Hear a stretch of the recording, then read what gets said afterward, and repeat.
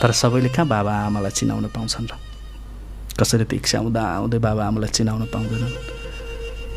बेलैमा बाबा आमालाई छोडेर गएर टुहुरो जीवन पनि जिएका हुन्छन्। कस्तो पीडादायक जीवन हुन्छ।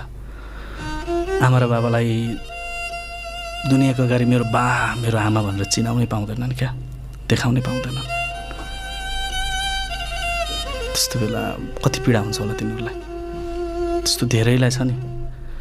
जति सकिन्छ बाबा र आमालाई आज र अहिलेबाट समय देऊ। जोसँग र बाबा र आमा छन् त्योसँग समय छैन। जोसँग समय छ त्योसँग आज बाबा र आमा छैन। बाबा र आमा नभए पछाडिको समय के काम? त्यो भएर बाबा आमा हुन्जेल समय देऊ। बाबा र आमाको गरिमा र महिमा बुझ। संसारमा सबभन्दा कसैले तिम्रा लागि सङ्घर्ष र तिम्रा लागि समय दियो, तिम्रा लागि दुःख कष्ट झेल्यो, त्यो बाबा र आमाले मात्रै हो।